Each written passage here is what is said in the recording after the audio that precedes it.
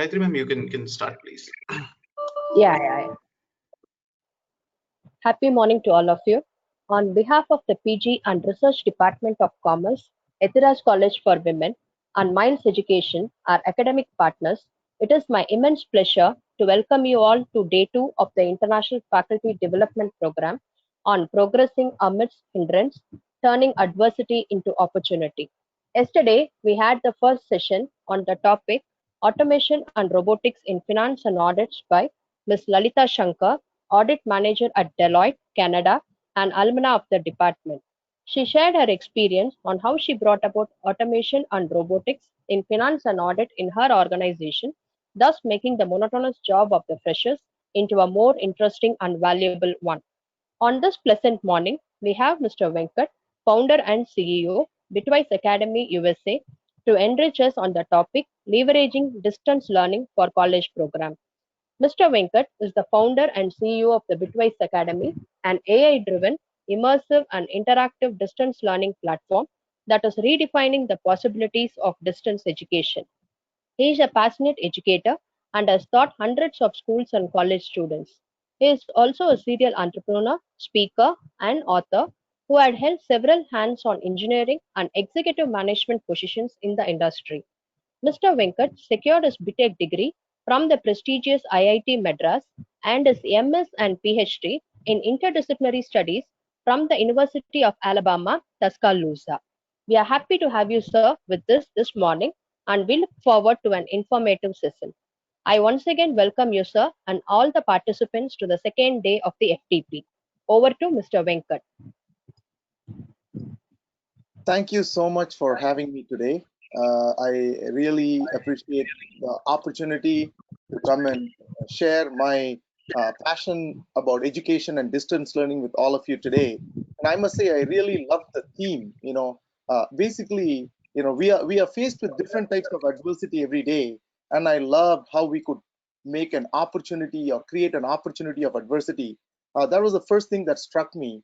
And so without further ado, I'll get started. And I know we have planned a 1 hour webinar today. Depending on the questions and answers, if it's necessary, I'm willing to take an extra 5-10 minutes, so that's not a problem. But there is a lot of material to cover. So as we get started and as we get going, hold your questions till the end, and then I'll be happy to address any and all questions. Thank you, and I'm going to get started.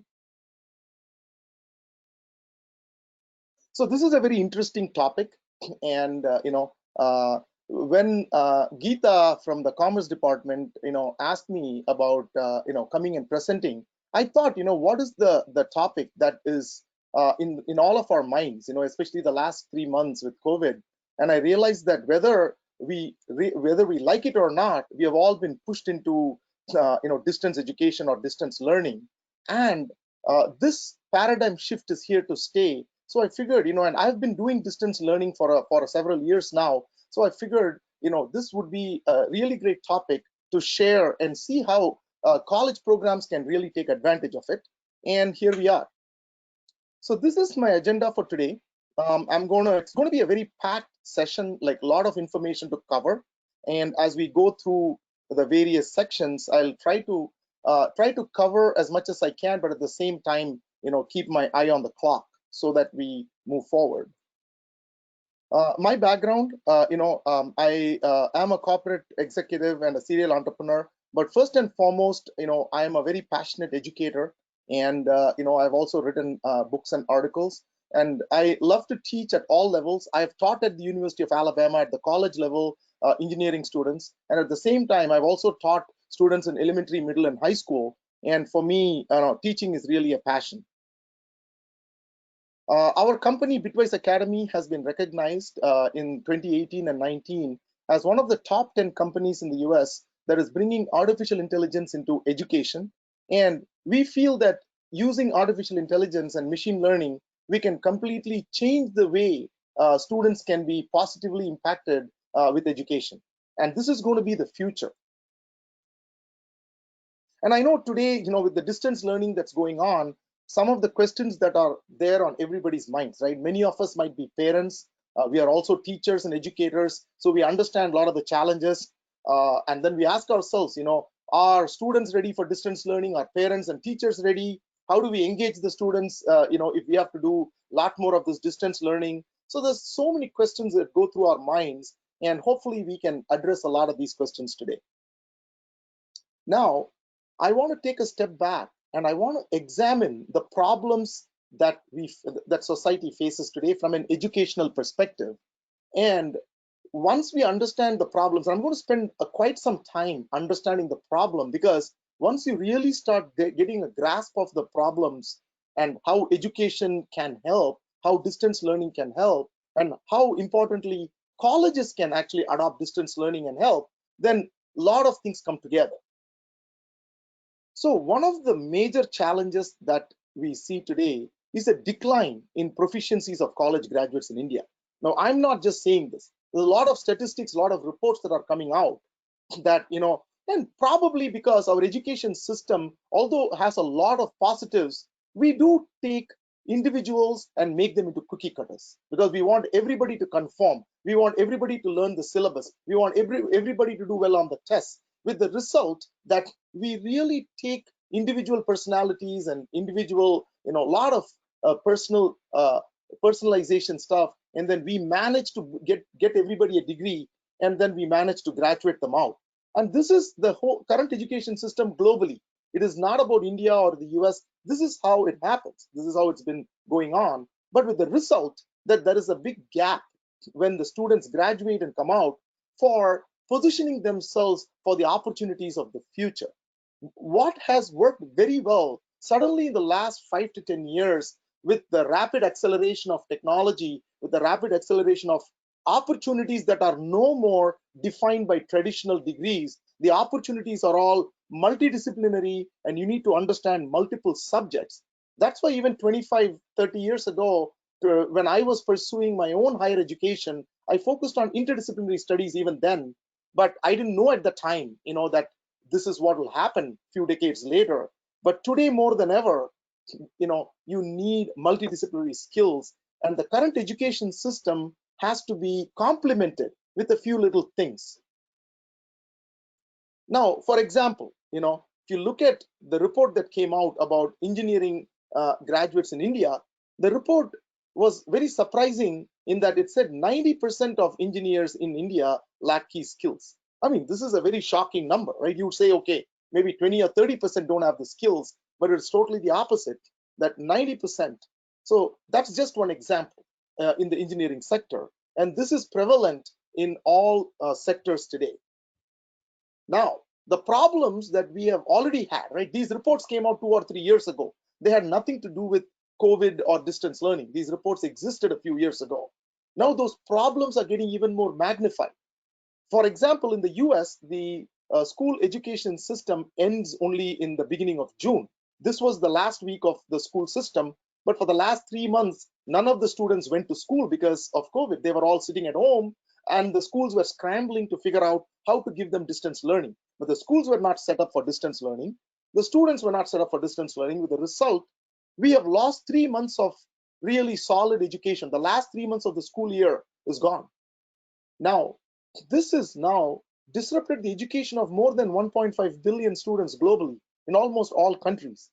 And this paradigm shift in the future, even when it comes to August or September, it's never going to be the same. This shift has started something in a direction that will not just go back to we have established a new normal. So, and we are all in uncharted territory, right? How do we make sure the students still get education, still are able to, even administering an exam, it is not easy. So a lot of things have got to change, and then it will never go back. It's going to be a new normal.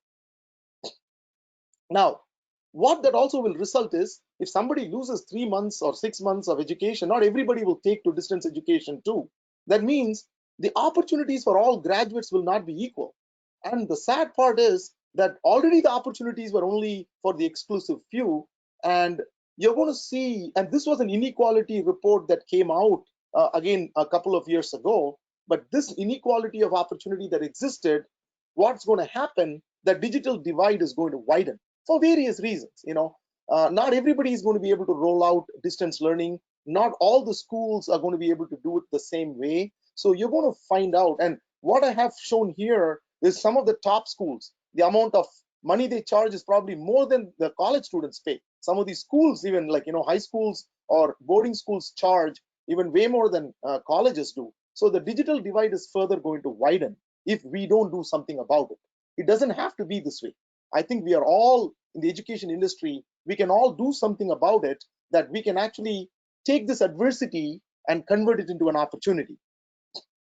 And in the middle of all this are the Indian parents who are making big sacrifices, and the amount of money, I mean, I don't need to go into the numbers, but really the Indian parents are the ones who have to bear the brunt of this in many ways, and ensure that they continue to make the sacrifices to ensure that the students get the necessary education at all levels, starting from school to college and beyond. So we have understood that the problems are, occur in a variety of forms and shapes, but at the end of the day, who's impacted are the students. Now, there is an opportunity here that as the students enter from high school into college and they go through college, we can complement the current college education with distance learning and change the outcome, change the trajectory of these students, their careers. And that's well within our grasp to ensure that we can do something about it. Use the situation that's happened to us to an advantage, so that we can get these students prepared for the opportunities of the future. So if you look at my previous picture, I showed a cookie cutter approach where everybody came out with degrees. The students will still come out with degrees. The only difference is we complement the college education with distance learning, and leveraging distance learning and artificial intelligence, we can now personalize and adapt the education system. So in addition to the syllabus and the curriculum and the rigidity of our education system, now the distance learning complement can be highly personalized to the individual student. And when you combine the traditional education with personalized distance learning, the students are going to come out with a lot of multidisciplinary skill that will now be immediately able to address the opportunities that exist. So what are these opportunities? The STEM opportunities are growing tremendously. But the flip side is, in the US, 40% of companies were not able to use the graduates because there was a huge gap in the skills. And in India, the gap in the skills was 64%. So the companies were not able to take these graduates. But now the outcome can change. Now the students will not just complete a regular degree program, but they have the opportunity, leveraging distance education, and colleges that manage to do this, those colleges will be pioneers and they will be in great demand. Students will want to go to colleges where they know that they're going to get a lot more than the college education. They're going to get ready for the opportunities of the future. So this is going to open up a lot of opportunity for college graduates. Now, just a couple of little things, right? How do these things look like? What do the colleges need to do? See, it's very easy when you have a student in school, especially elementary or middle school, and you inspire interest in them. And then when they go to high school, they've already decided they want to pursue the science stream or the math stream or the commerce stream. Now, we are not trying to push everybody into some engineering or something at all. In fact, you have to allow students to find their passion, and every field, be it an art, so it's called STEAM now, right? Science, technology, engineering, art, and mathematics. So they're all multidisciplinary, they complement each other, and many opportunities or many careers of the future, they're going to need a lot of these skills, be it commerce or finance or psychology. I mean, you name it. You're going to be able to blend a lot of these multidisciplinary fields. So it's not just about engineering. I just used engineering as an example a few slides ago. So it's not just about one dimensional, one subject area. But if you're able to inspire interest at a young age, it becomes easier. But that's not to say anybody can get on this journey at any point in time. There is no age to education. You can learn anything at any point of time. But if you employ distance learning and also employ cognitive methods and interactive solutions, then you'll be able to help the students develop these multiple proficiencies and help them maximize their learning potential. So whatever a student is capable of, you'll be able to maximize that. They can really be able to develop interest in the field of their choice, and they can all exceed their expectations. Now, Gen Z, the people that you have in college today, there is a name for them. They're called Gen Z. It started right about 1996, 97 when they were born. So the oldest of the Gen Z are about 23, 24 years old. And the youngest of the Gen Z, probably are at about 6 years of age, and they have just entered, the elementary school. Now, this generation is very different. They are ready for distance learning. To show you an example, the Generation Z spends a lot of time on phones and tablets and computers. They might be just 10 years old, but they probably use a lot more electronics, and they know a lot more about using electronics than any of us here. And they do spend a lot of time. But of course, the trick is, how do you repurpose that time so that they're not just watching TikTok and YouTube and doing that, but how can you repurpose that screen time to something more engaging and something more effective? And it can be done. And the generation itself, this Gen Z, is ready for distance learning. Now, colleges, at the end of the day, you can't just randomly adopt distance education, right? You got to be able to understand how to adopt distance learning, what makes sense for the college programs, and even which programs will really leverage what. And there are methodologies, right? One of the most famous ones is Bloom's taxonomy, which talks about create, evaluate, analyze, apply, understand, and remember. And if it is basically the higher order skills are on the top three of the pyramid, and the bottom three layers are the lower order skills. That's how this Bloom's taxonomy works out. Now, this is one taxonomy that a college can adopt, or they can modify this to suit their need. But at the end of the day, you got to be able to have some kind of a methodology that you need to apply, so that there is a method to the madness, how you're going to complement the education and go about it in the right way. Even IIT Madras changed with the times. So 2 years ago, IIT Madras was the first college in India to offer a minor called data science. So they said, any degree program, it doesn't matter. IIT Madras also has a strong humanities department and a business department. So it doesn't matter what department you belong to. They allowed you to go take a few courses, 2 or 3 courses in data science, so you could minor, whatever degree you graduate with, you could minor in data science. Now, that was a brilliant move because of the data science opportunities that you see today compared to 2-3 years ago. Now those data science opportunities are exploding, and regardless of your field, every field needs data analysts, your domain experts in your field. If you're doing finance, if you're doing marketing, but if you marry that with data science, you become a expert in your field in how you can apply data science to your field of study. So that's what they did. Now I'm expecting that more such things are going to happen as we go forward over the next 2-3 years. But regardless, colleges need to understand that they need to adopt a certain methodology, and also focus on, rather than go big bang, focus on 2 or 3 key areas, key degree programs that you have today, where you can actually pilot this approach and do this interdisciplinary studies.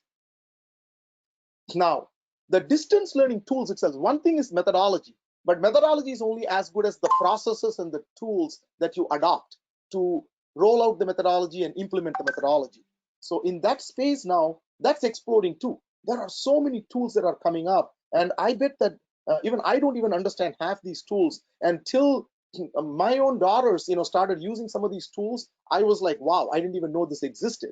But there are some amazing tools, and I'll just call out a few that I really liked. I liked, of course, Zoom is, we use Zoom quite a bit. We use Flipgrid is another interesting one. Google Classrooms, Quizlet. There is another one called Kahoots. So there are some amazing tools. And again, not every tool, everybody would like, but it's important to understand, to roll out this and do this distance learning and complement this education. What are the tools you are going to adopt, and how? That's very important. So when it's a very fragmented landscape, it's going to need, some colleges are going to need some help to be able to select the tools that they would, probably have their strengths in. and it's going to take some effort. The good news is we are in the summer, so there is plenty of time to be ready by the time August comes around, to be able to, roll this process out and complement and pilot a few areas. So colleges must evaluate and roll out their preferred tools, and some of the broader areas, you of course need to monitor progress of students.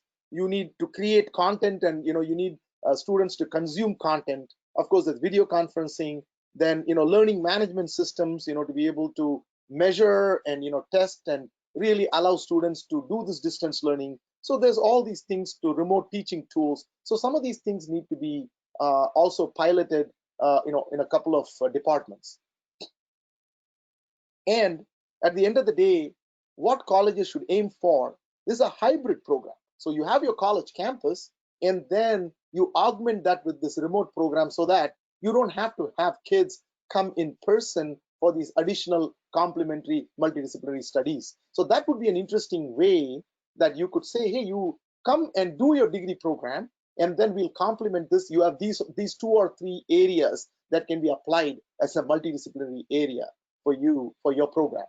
Now, of course, with what has happened with COVID, we don't really know what's going to happen in August or September, really. But I'm assuming that we can still go and have the traditional programs. But if the traditional programs themselves have to be shifted for some extent of time online, then there is even more urgency to be able to evaluate and understand what tools are going to play to the strengths of that college. So here is a simple example, right? Bitwise Academy, these are all actual multidisciplinary STEM academic tracks that we offer on Bitwise Academy. And we started doing this a few years ago. We didn't know that COVID is going to happen, but we were able to allow students in schools and colleges to complement their regular education. So many of these courses, some of these courses are taken by kids in elementary and middle school, like coding for kids, game design and development. And then other courses are taken by high school kids and beyond, like data science or 3D printing or Internet of Things. But this really complements students in middle, high school and beyond, so that now they have an opportunity to explore. So now each university or college needs to understand what kind of tracks are applicable to provide or complement their own degree programs. That's important for each college to do that research and figure out and then pilot it. But this gives you an idea or a flavor of how you can go about doing it, and it can be widely applicable. For example, when I look at Hindrance College, based on the programs that are there, biotechnology would be an amazing complement to some of the degree programs that I saw on Hindrance College's page in terms of departments. Just an example. So I think we understood the problems and understood how we can complement college education. Now let's see how we can go about solving some of these problems in distance education itself. That's an interesting perspective. I'm not going to play this video. This is on YouTube. I can send a link later and you can distribute, but it's a 2-minute video that actually was shot by high school students, who were figuring out, hey, what should I take up in college when I go to college? What are the opportunities? So these were high school students who are about to go off to college that created this 2-minute video. But this is there on YouTube for us to watch. And since I've been talking about applying artificial intelligence to personalize student experiences, this is just the Dilbert joke that if you understand what is artificial intelligence, because you do hear a lot of hype about artificial intelligence and machine learning. Everybody seems to talk about it, but real artificial intelligence and machine learning is basically a lot of hard work, a lot of math, and a lot of data. So it's really statistics, and then goes from there, right? So it is not. So we should look beyond the hype and see how to apply this to different fields. And one of the things definitely is artificial intelligence is going to disrupt every industry and every business process. It's already been happening now for the last 4 or 5 years. Now, education has still not been disrupted. We have looked at finance and retail and manufacturing and cloud and other things, but education, for some reason, has been very traditional until this time. But I think it's now the time is right and the time is ripe for AI to disrupt education as well, and that's going to happen. There are some challenges to distance learning, right? It's not all bed of roses. So some of the challenges would be that if students are learning e-learning, then there is no live instruction. Do you just put videos out there? Are teachers going to just videotape themselves and put out there? If you do, then how do you know what's going on in the minds of the student? Are they really understanding it? Are you only going to do videos of traditional subjects? That's what's been happening today, right? There are a lot of e-learning courses available, but it's basically videos of traditional subjects. There's Khan Academy and Coursera, so there are players today. And how do you assess the students? How do you administer exams? How do you know that they have reached a certain level of competency, in what they're learning? Then, if the other thing is, what is really dangerous is if you do e-learning and all your e-learning is you have a 1 hour video and you tell the kids to watch video and say, okay, go write some assessment. Now, that is not personalizing the experience for the student. In a classroom, at least, the student can raise their hand and ask a doubt, and the teacher can address it, or the teacher knows which students are getting it and which students are not. And there is some amount of personalization that teachers can do based on the dynamics of the classroom. Now, in e-learning, you can't do that, right? Unless you're able to adapt, or adopt artificial intelligence and thereby adapt to the learning styles and progress of each student, and that's possible.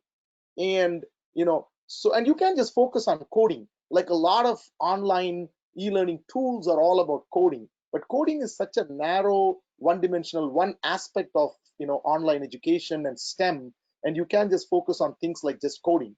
So anyway, there are a lot of challenges to distance learning today, and it's fragmented, and art and design is pretty much ignored. We also got to figure out a way to bring art and design into it. So an ideal solution will be integrated, and it'll be turnkey. It will not be one-dimensional, it'll be multidimensional, it'll be turnkey, and ensure that students can seamlessly take their traditional college curriculum and also complement it with distance learning. So that integration is key to have this ideal solution. And it's a blended learning model. Now, don't forget, students really like to interact with peers. So you got to ensure that there is also an opportunity for students to have social peer groups and interact. So this is another example. This is again an illustration of a multidisciplinary curriculum that could be promoted by colleges to support their traditional education. So be it art and design, or computer science, or gaming, biotechnology, nanotechnology, and so on, and provide, and what you see in the middle, actually, interestingly, is our Bitwise platform. Today, we actually do these things. We actually offer study groups, friends circle, chatbot study buddies, communities, and provide adaptive, personalized education. But I am hoping that more and more colleges are going to step in this direction, and that also gives an opportunity for the colleges to expand their student base. Now, with remote learning and augmenting it, colleges can also become more attractive for students. Colleges that lead the way in this area are going to really rise up rapidly, and students are going to say, you know what, if I go there, I'm going to have a better opportunity, better career opportunities. So this is also naturally going to trigger a shakeup in the rankings of the colleges and how it is perceived by students. So that's going to happen over the next 3-4 years. In fact, in the United States, there are more than 3,000 universities, and the prediction is that in the next 5 years, about 50% of them are going to be shut down, because all the students are going to go to the first top 50% naturally, as they see that it's probably better for them to go towards those colleges. So that kind of shift is not just going to happen in the US. That prediction is probably extensible also to the colleges in India. So this is, now we are talking about the solution. So we are just talking about the Bitwise Academy distance learning platform, what we have done to play our part in supporting distance education.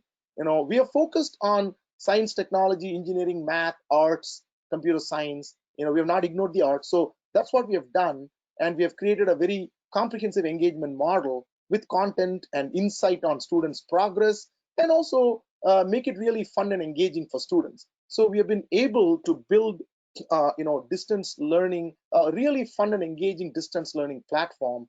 And we are focused on certain aspects, certain subjects, and so that's how we have approached this problem. So I want to take a step back and what's on the top of all students' minds and also college counselors and colleges themselves are, hey, how do I ensure that the students that come to my college and graduate, how am I going to get them into great careers, right? That's very important, and that's what enhances the value of a college and the perception in the minds of parents and students. So I just wanted to take a few minutes here. And these are the future jobs according to the World Economic Forum. And this is probably from a few years ago. And this is not only is it more valid, but it has been, these are the areas it's been really proven that, there are more emerging areas you can add, but this is even more relevant today than when the World Economic Forum came out a few years ago. And as you can see, of course, cloud technology and big data are leading the charge. Then you have the energy areas, Internet of Things, which is leading to the smart cities and autonomous vehicles and all those things that we keep hearing. Then there is transport, AI, manufacturing, biotech. So there are a lot of these emerging areas. You can throw in space, you can throw in also economics and finance into this mix, because when you say data, big data, that big data is actually a horizontal that's applicable to commerce and economics and marketing and a variety of traditional fields. Now even movie making and sports are completely now in a different light by applying big data, which is the number 2 there.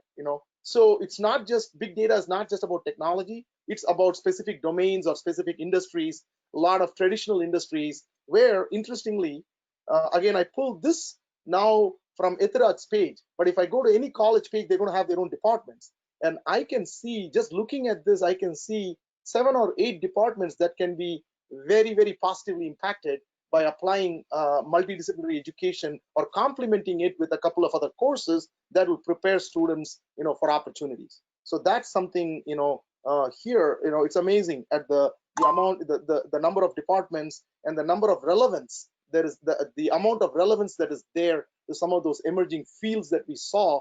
There is a lot of connections here you can make and make these programs a lot more valuable to the students when you complement it with a few other things.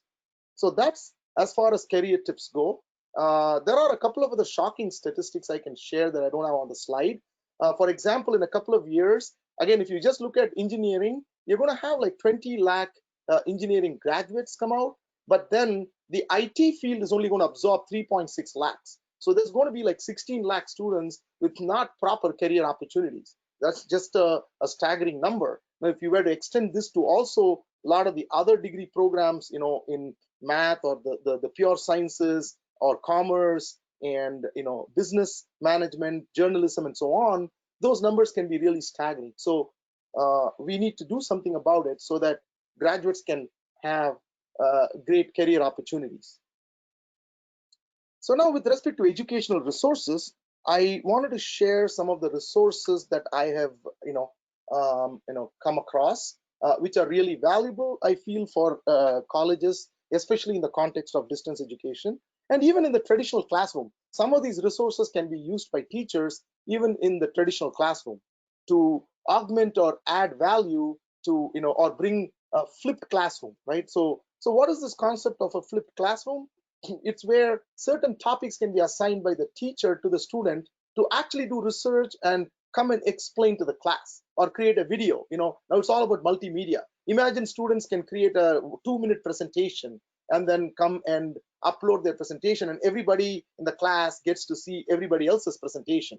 Now suddenly the classroom is focused on discussing the topics and arriving at other things, because the students are already knowledgeable and they show up to the class because they already studied the topic, rather than the teacher teaching them. There are certain topics where the teacher, the students come in with the knowledge beforehand, and the classroom discussion can be used to enhance and look at other issues around those topics, rather than the teacher using that time to just explain the topics. And that's called flipped classroom, and that's in vogue You can do that for every topic, but there are some topics that this strategy can be employed to make classroom instruction more interesting.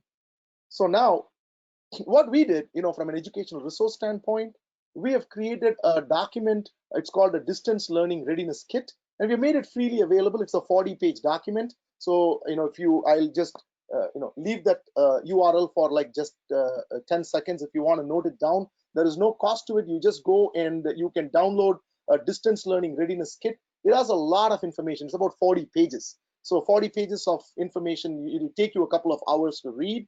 But if you feel free to go and download this document, or if you just Google distance learning readiness kit, on Google's first page, we show up as number 2 on the link, because it's a very popular document that everybody seems to be getting value and downloading.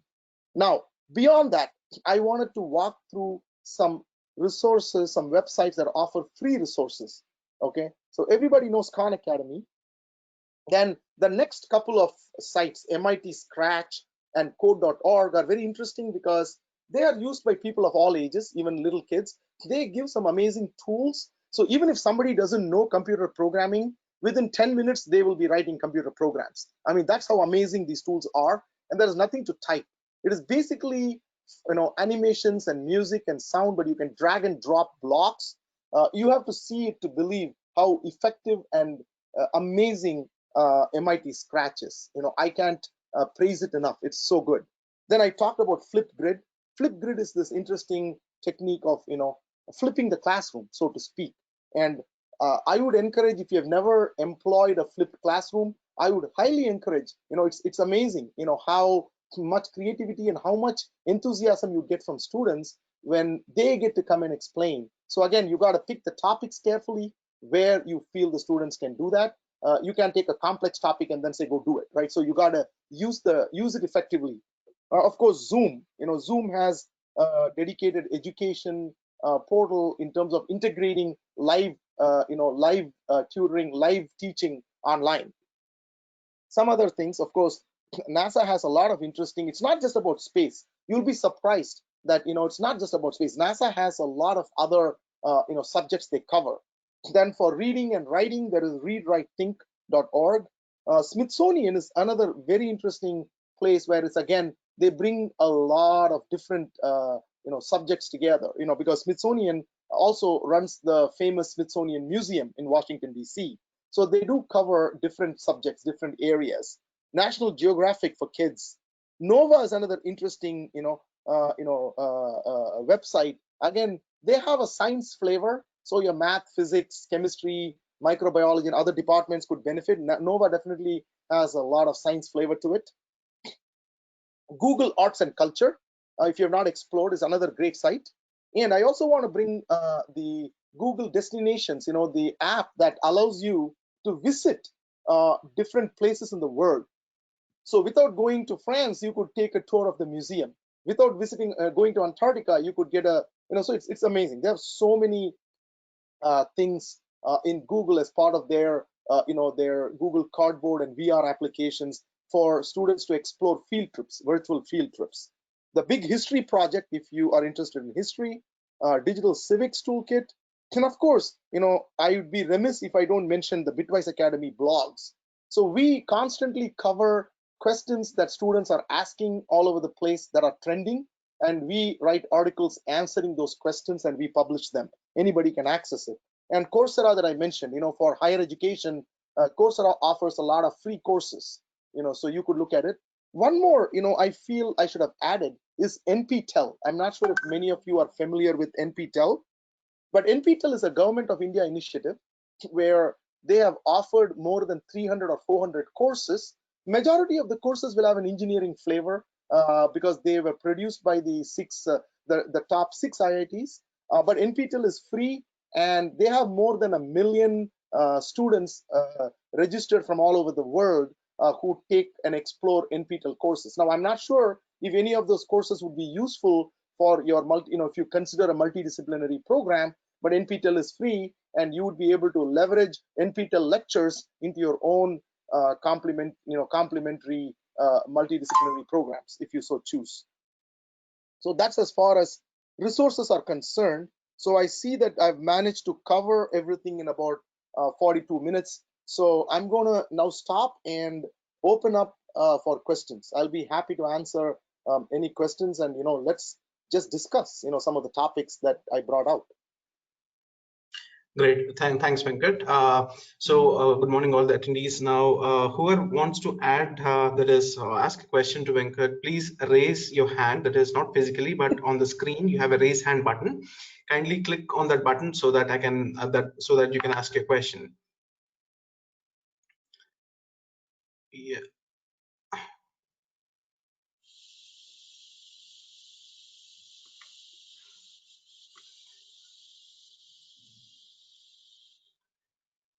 We have a question from Miss Priya. Miss Priya, could you please unmute yourself and ask your question?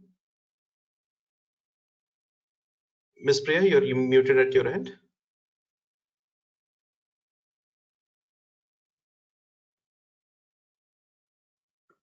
Okay, let's move on.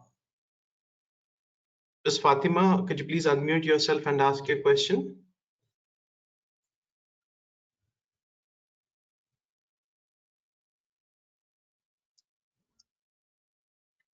Maybe they're not able to unmute. Not sure. Well, they have to unmute from their side because we have unmuted them from the panel.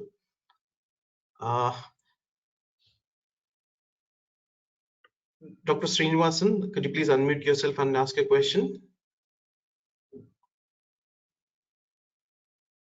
Dr. Srinivasan?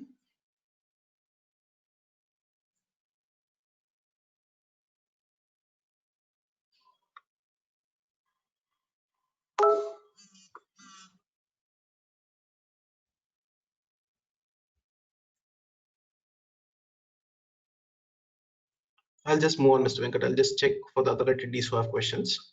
Yeah, or they can send a chat, right? If they are not able to unmute, they can type, send a chat. Yes. That's also okay if they're able to, go to their, I think on the panel, I see a chat button. Yes. Well, I have a question from on the question window here. So Okay. It says, what is the scope of virtual learning environment? Can you repeat that question if you don't mind? Yeah. 1 minute.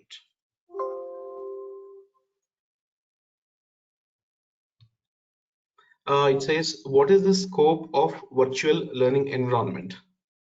Okay. So the question is, what is the scope of a virtual learning environment?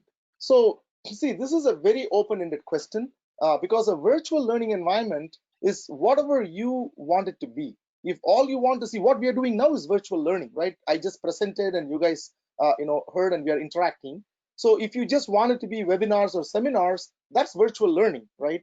So, or it could be other extreme. You could conduct a whole exam virtually online, and there could be an assessment system that students log in, and you will be showing them questions, and then they could also take images and upload. So you can go any extreme, and you can pretty much a virtual learning environment. The scope is whatever you would like it to be and how you want to test the waters. Maybe in the beginning you might want to just adopt a couple of tools and then test the waters of digital learning or virtual learning. And then as you understand a little bit more, you can keep increasing the scope. So that's why what is important is to pilot something, right? Select a couple of departments, select a couple of programs or courses, and then decide on the processes and tools. And there are a lot of tools, so that's why you got to understand what it is that you would like to do and complement it. Like even if it's as simple as just that flipped classroom that I talked about, Flipgrid, you could assign something to students, and Flipgrid is free for students to create an account and produce their own explanations or video. So that could be an experiment. So the scope could be as simple as, for one assignment, you could tell students, give them topics and say, upload a 2-minute video where you explain the topic, and then we'll all come to class and discuss the details rather than explaining. So it's whatever you choose the scope to be. I hope that answers the question. All right. Well, I'll move on to the next question. This is from Saranya ma'am. The question goes this way: is Moodle a good option for online learning? So that's a good question also. Is Moodle a good option for online learning? Moodle is just the technology platform. Okay. So they don't offer, so Moodle by itself is not going to be directly useful because they're learning management platform. You still have to create courses and content. And so there is a lot of effort that would go into implementing Moodle. So Moodle, uh, it is, let me put it this way, unless you have a full-blown strategy to get into e-learning and you're developing a lot of e-learning content, I don't think Moodle is the right direction immediately. It's not the best fit because you have to really really get bought into this whole e-learning, and you would need a staff also, IT staff, to be able to support and run Moodle. So that you have to keep in mind. But I wouldn't suggest people jump and start with Moodle right away. Well, the next question is from Ms. Jayalakshmi. The question goes this way. How do you engage students in virtual classroom? So this is actually a very important question. Can we ask people to mute themselves if we Oh, do hear background there noise? must be some background noise. 1 minute, 1 minute.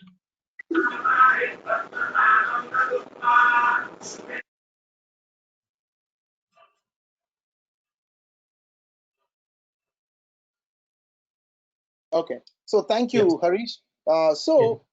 This question, can you repeat the question for everybody's benefit, if you don't mind? Sure, sure, sure. So the question goes this way. How do you engage students in virtual classroom?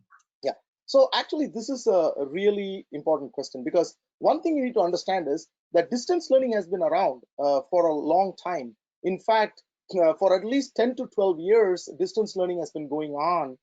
But what happened so far was that they focused on distance learning from what they called as massive online courses. So you'd have like 10,000 students sign up for a course. Can you imagine 10,000, 20,000 students signing up for a course? What happened was, because these courses just put out videos and expected students to just watch videos, after 2-3 weeks, if the students really don't get support, they're going to drop out.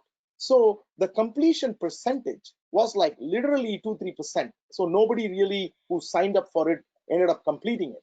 So that was the danger, and the result, I mean, the reason for that is lack of engagement. So when you do adopt e-learning, and when you do adopt remote learning, something to keep in mind, and I'm drawing a distinction between e-learning and remote learning. E-learning is when nobody's available, no live person is available. You just throw something out and the kids are on their own, students are on their own. It's self-paced and they just learn.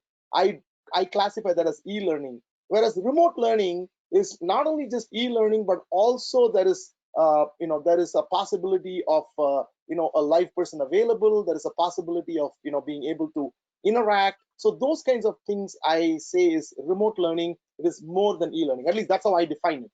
So the engagement is very important.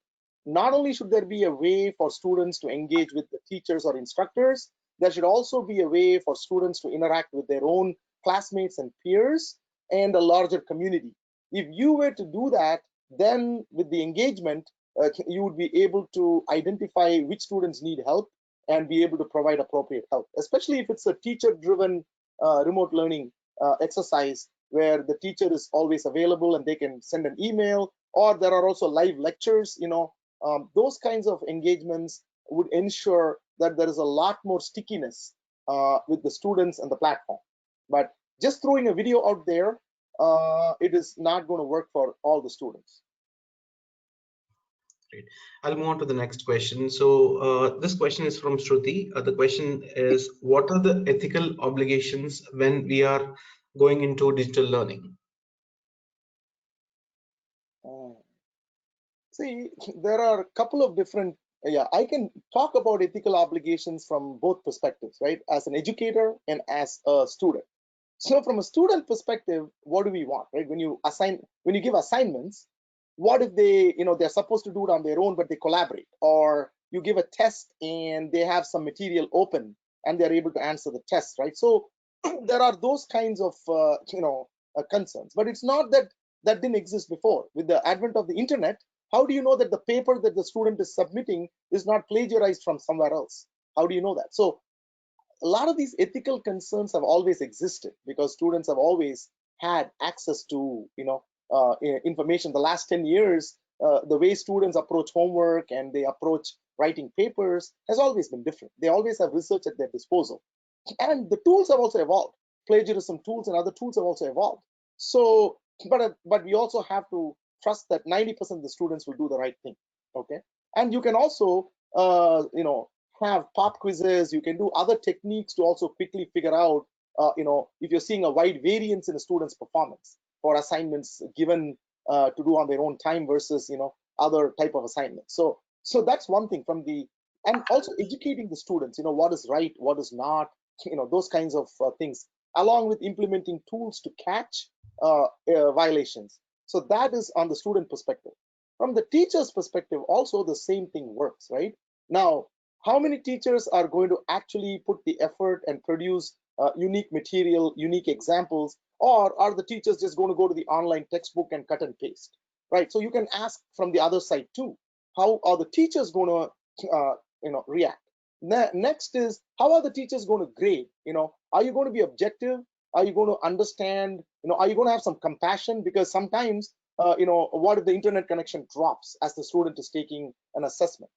So think about that, right? Or power cut is there, so the teachers have also a heightened responsibility to take into consideration a lot of these things, kindness and compassion. I mean, that is very important. And I do find, I interact with hundreds and thousands of students and teachers, and I'll tell you, on both sides, sometimes I find issues. Some teachers are just, too strict, or they lack the compassion. I mean, sometimes you're dealing with kids that are immature, right? So you got to look at it from both sides, and you can't fix this problem because we are all individuals and we are all shaped by our own personalities and experiences. So it's hard, but at the end of the day, I believe there needs to be oversight on students and some oversight on teachers too, so that at the end of the day, they can also do an effective job, in this digital world.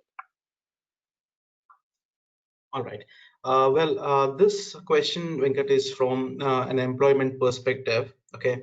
So the question goes this way: that if a candidate is attending an interview and tells the employer that he has done his course of study in an e-learning environment, so would he stand the chance to crack the interview and get a job? So this is another interesting question. So the way I would like to approach this question is, what is the type of job, right? So if this is a job in 3D printing, or it's a job in data science, I can bet that the employer, regardless of your degree program, you could come from the best university in the world, they're going to give you some assignments, some tasks to see how good you are. So that is going to be very important, that that you got to be able to do the tasks, the interview tasks that the employer gives you. They're not just going to ask you 20 questions, look at your mark sheet or transcript and say, okay, come, let me give you a job. A lot of the emerging fields are going to really test the student's knowledge. So what's actually going to happen is, regardless, and I hope the trend shifts that way, the degree is only one aspect of it. We got to look at students. So for example, right, we at Bitwise, we actually give internships to students, both in India and the US. And some of the college, and this time, right, we had more than 400 applications for internships in India from college students across India. Now, how did we select some of them? And of course, we had to go to a remote internship, because otherwise they usually come to our India offices, and then the students, participate in internships. But this time, no live internships. But we had a strict selection process. Now, because we wanted to see if a student wants an internship in a certain field, let's say data science, we wanted to see how much effort they had put in on their own to learn and be passionate about it, because I'd rather give an internship to a passionate student who's been trying to struggle and work on their own than somebody that just goes with the flow. Just because everybody is saying machine learning, I'm also putting machine learning on my resume. I want that. So that's the thing, right? So employees will also see, hey, this student, has he gone and done industry internships? Especially second and third year, I feel, are really important going forward. If students show the motivation and show the initiative that they've gone and done summer internships. Then an employer is going to say, wow, you did that. He's going to call for references, obviously, and also question you and then give some tasks to see if you can do it. So I think you're going to see a shift in how companies are also going to approach providing job opportunities. It's not just going to be a campus interview. It's going to be much more than that. They're going to expect students to also be ready, which means students have to complement the traditional college education and learn things. And they're not going to get internships if they're just going to sit and do their traditional college degree. They have to show to the prospective employers who want to give them internships, they got to demonstrate they're interested. So you're going to see a lot of paradigm shift even in that the job space, and students who are able to demonstrate that are going to be able to get multiple jobs. Great. Well, the next question is, in a developing country like India, where network drops with cyclones and rain, where poverty rate is highest and unemployment is also on the higher side, how credible is e-learning? That's the question. Well, this is an easy answer. Okay, e-learning is highly credible. In 2018, there was a tipping point. More than 50% of students globally experienced e-learning in 2018. So if you asked me this question before that, I'd be skeptical. But since 2018, I know that internet and connectivity and everything is super affordable, has gone up. In fact, some of my remote employees, now my employees in India, I have a team in India too, they are all remote, right? Everybody's working from home. And I can tell you that some of them have better internet connectivity than I do. And they pay 1/5 the amount that I pay. So I don't believe that internet, that excuse is gone. The more important question is, what about power cuts? I do see that happens. That is more a problem than internet connectivity and bandwidth, the power cuts. And I hope that as we move forward and India is embracing the digital revolution, the opportunities that India can participate in globally, it hinges on the fact that you have uninterrupted power supply. It's gotten a lot better. I originally grew up in Chennai. So growing up, I had experienced so many power cuts. The next day you have an exam, that's the previous days when there'll be a huge power cut. So we are used to that. So I don't see today what growing up, and some of you might relate to this, how much how much power cuts we endured growing up 3 decades ago compared to now. It's very different. So, and it's gotten a lot better. Many apartment buildings and stuff, they have their own generators. So I think, yeah, the problem exists probably more on the rural areas, and I hope we can solve that with the energy problem, right? The solar panels, and India is blessed with a lot of sunlight. So hopefully some of the renewable energy and all that can come up to gather the sunlight and keep energy stored that can be then harnessed at night and so on. So we're going to see some positive moves in the energy direction. But the problem is much, much lesser today than it was before. All right. Well, the next question goes this way. So, any tools are any tools available to draw structures of chemical compounds in online classes? Yes, absolutely. There are a couple of interesting tools. JMall is a tool that is free. There are a bunch of tools. ChemDoodle. So if anybody wants to specifically ask me about tools, hey, I have my if you can see my screen, you can see my email address, venkat@bitwiseacademy.com. Feel free to shoot. I'll probably respond in a couple of days and connect, at least whatever tools I'm aware of, I'll be happy to share. But there are tools for every subject. So don't, whatever it is there. So you don't even have to worry. All right. Well, Venkat, one of the participants wanted you to take her through the slide number 36 once. Sure. So the free resources for distance learning, Khan Academy, MIT Scratch, and Code.org, Flipgrid, Flipgrid and Zoom. So those are the first 5. Then again, there are many other sites. I just curated some that I liked. You might research and like some more. NASA, Read, Write, Think, and I also try to give a flavor for different subjects. I didn't want to focus on one. Read, Write, Think, Smithsonian Learning Lab, National Geographic, and NOVA. These are great sites. These are all sites that I use and I see value, which is why I put it out here. So I'll leave that on for 5-10 seconds. You didn't get it. And then let me switch now to the last slide, the last set of 5. Google Arts and Culture, Big History Project, Digital Civics Toolkit, then of course Bitwise Academy blogs, Coursera. And one thing I didn't put over here is those virtual tours I told you about, the destination apps, where the Google has created the possibility of exploring virtual field trips. So you can just search for Google destination app. It should show up. It's there on the Play Store also, I think. And it's Google Cardboard is that virtual reality where for literally, I think it costs a few hundred rupees, but you can pretty much get a 3D immersion. 3D immersion. You feel like you're inside that place, and you can turn all around you and walk around. And the Google Cardboard literally costs, I believe, like 500 or 600 rupees. Well, in the interest of time, we'll take one last question. So the question goes this way: how much time should we take for one subject in higher secondary school by using online mode? So can you repeat that question? Yeah. How much time should we take for one subject in higher secondary school by using online mode? So whoever asked that question, can they clarify? Because I'm not able to understand the intent or the gist of the question.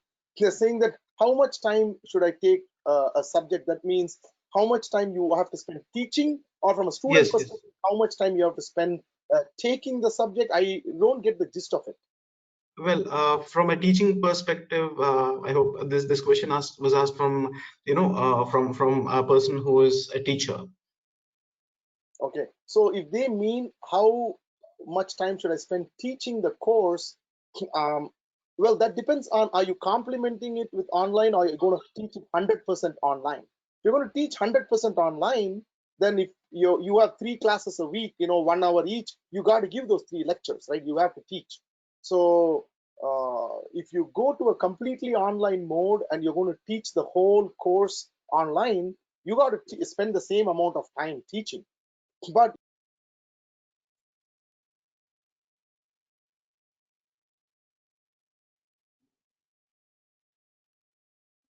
get away with more limited lectures or more webinar type, or flip the classroom, give the onus for the students to come and teach, put out videos and teach. So it's a question of what type of a course it is. But if it is just a higher secondary school, then the students are already learning in the classroom, then I would imagine you would only want to use the tools, not so much as to give lectures, because they already got the lectures in the classroom.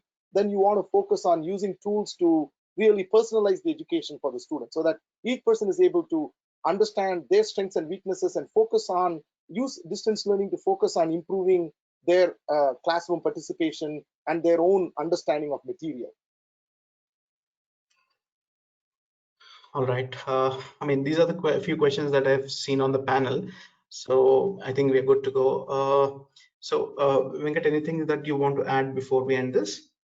No, I really, enjoyed the questions, especially very relevant questions, very important questions. And this also lets me, it makes me believe that I think all the people that have been attending today, everybody is seriously thinking about how to incorporate distance learning. So, so I'm, and please feel free to reach out if you have any other questions. I'll be happy to, answer. And my email is out here. And anything I can do, in terms of education, to help students, I'm always, I'm always there. So, and thank you to all the organizers and who made this possible, and a special thanks to Geeta for inviting me to participate.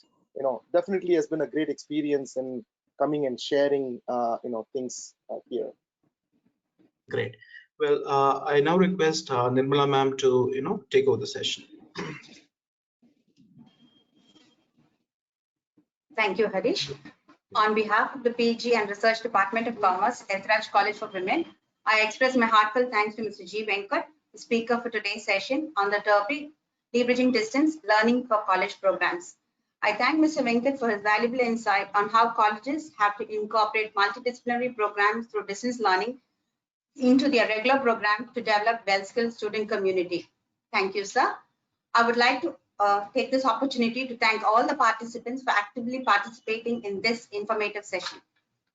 Please do join us again tomorrow from 11 a.m. to 12 noon for another interesting and enlightening lecture on identifying and addressing research gap.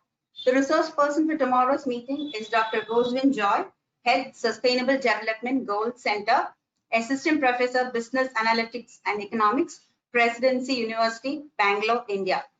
Participants, kindly register for tomorrow's session. The link will be posted on the WhatsApp group shortly. Thank you and have a nice day. Thank you. Thank you. Thank you.